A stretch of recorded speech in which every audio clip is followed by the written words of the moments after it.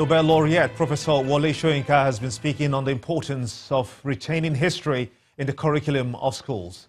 He made this known while delivering a lecture at the second convocation of the Elizade University Ilaramoki in Ondo State. In the lecture, which had as its theme Tending the Tree of Circumstances, Commencement, Professor Soyinka also condemned the malice of the continuous attacks by suspected herdsmen in the country. It's the second convocation lecture of the Elizade University Ilaramoki in Ondo State. Established in 2013, the institution has been a fountain of knowledge in various fields and sought after by many from different parts of the country. Professor Wole Soyinka is a guest lecturer at the event. First, he highlights the demerit of not including history into the curriculum of schools. History, which is an essential discipline for intellectual and social development at its most elementary.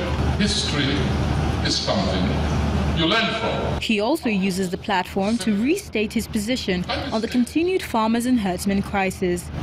They not only take over grazing land, they take over farms and villages, eradicating both culture and development.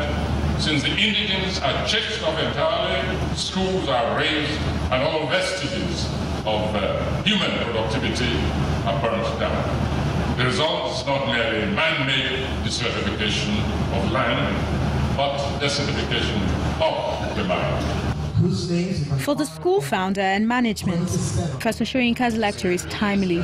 They also emphasize the importance of having qualified teaching staff, a factor they say sets the school apart.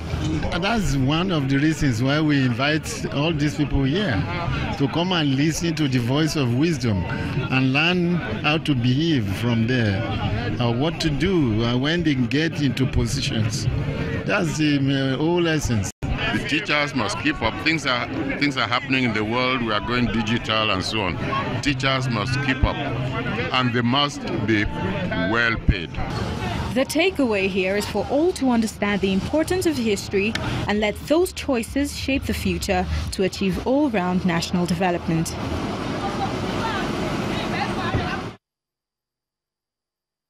Meanwhile, the federal government has restated its commitment to the full development of Nigeria's local content.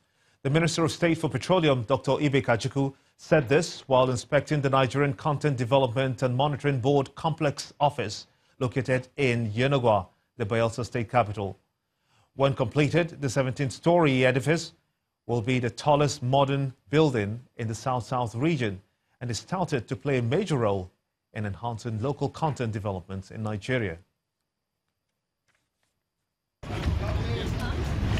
The journey to build a modern and befitting office to serve as the headquarters of the Nigerian Content Development and Monitoring Board began in 2015. The 27.1 billion naira contract was awarded to a local construction firm, Megastar Technical and Construction Company. Well, extremely commendable, pretty fast, right on target, largely right on cost, despite some few alterations. But what is most important is sort of local content compliance they have here.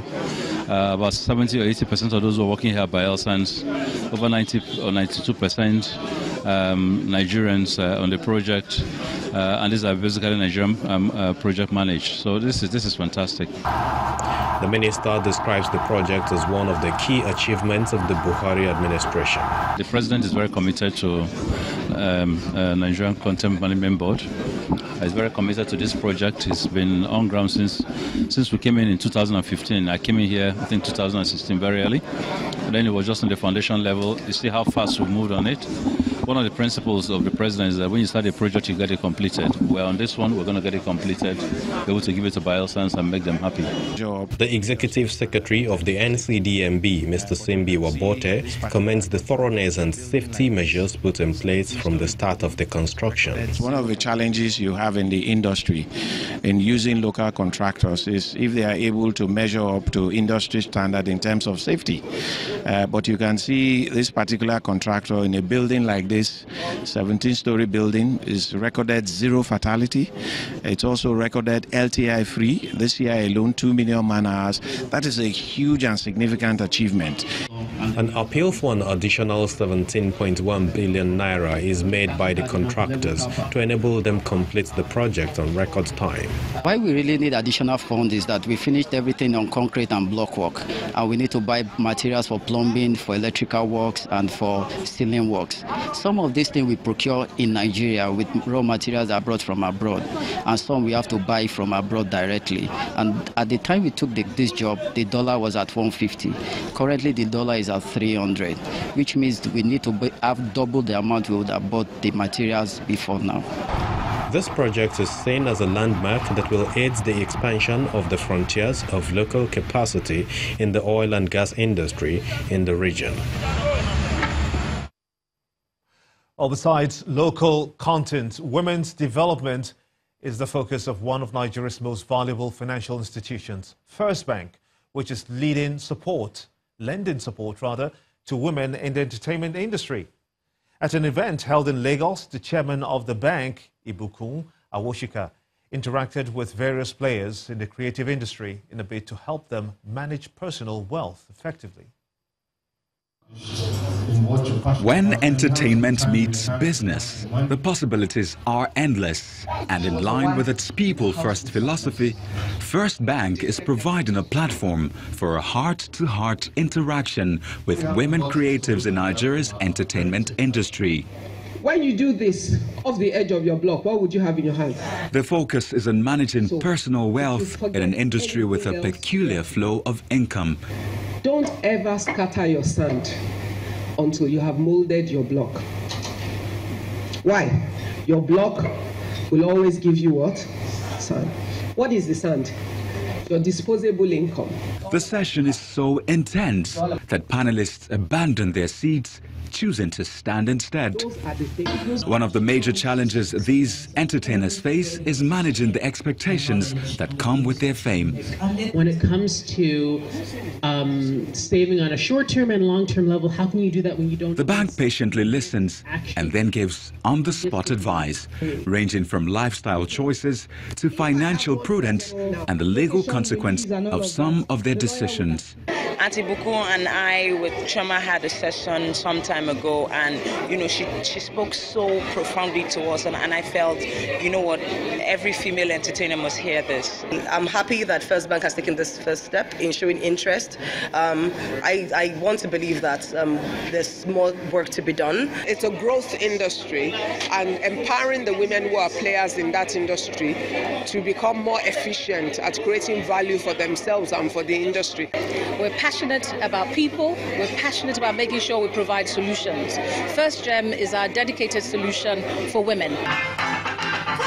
Participants are delighted at the generosity and thoughtfulness of First Bank, as this event will prove valuable to their work on the big screens and even behind. Let's move on to business news on the News at 10 with Ann Waldo.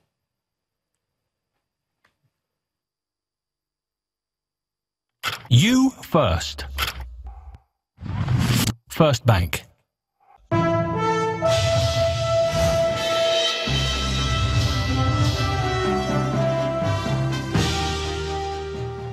Thanks a lot, Gimba, and welcome to Business News. We begin tonight with the Central Bank of Nigeria issuing a comprehensive regulatory framework for the use of unstructured supplementary service data, known as USSD, in the country's financial system.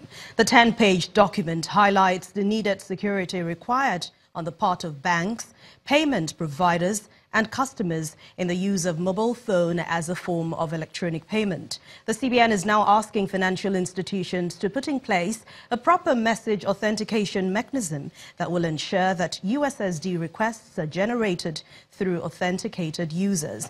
The regulator has now placed a limit of 100,000 naira per day for USSD transactions for each customer, while sensitive customer information like personal identification number or PIN would no longer be required. Indigenous Energy Group Owando PLC has announced its audited results for 12 months ended December the 31st, 2017. The company has posted 19.8 billion naira in profit after tax, representing a 405% increase over the 3.9 billion naira which was realized earlier. There's, however, a 13% decline in turnover to 497.6 billion naira, while the net debt reduced to 1 billion naira compared to 230.6 billion naira. Owando faced some challenges during a forensic investigation by the Securities and Exchange Commission, which led to the technical suspension of its shares on the Nigerian and the Johannesburg Stock Exchange between the month of November 2017 and April this year. After sessions of negative and positive trading throughout this week, the equities market has now ended on a good note with a 1.05% increase at the close of business today. Joke Rogers has the details for us.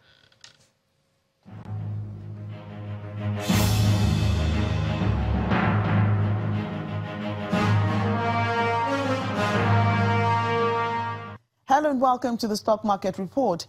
Trading at the Nigerian stock market closed on an impressive note on Friday after a broad entry of portfolio investments in blue chips, mainly under the consumer goods sector. The market indicators topped 1.15%, restoring the all-share index to the 41,000 psychological line. International breweries had the best pricing performance, contrary to the highest 4.94% profit taken by Forte Oil. Now, despite the price appreciation in Mobil and Jepol, the oil and gas sector saw the most declines, as you can see. Now, the market is experiencing a reinvestment of dividend income for the medium to long-term horizon. That's the Stock Market Report. I'm Joke Rogers.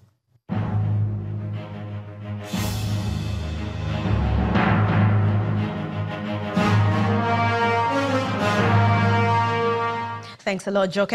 As for the global scene, it ended mixed today as investors keep eyes on earnings and the Inter-Korean Summit. We now leave you with the numbers of today's trading.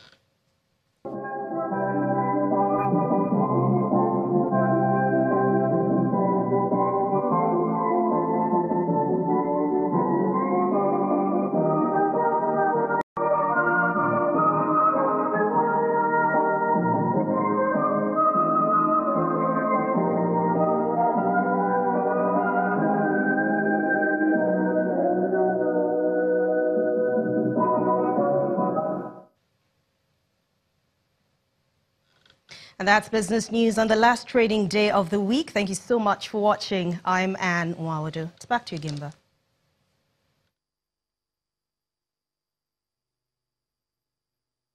You first. First Bank.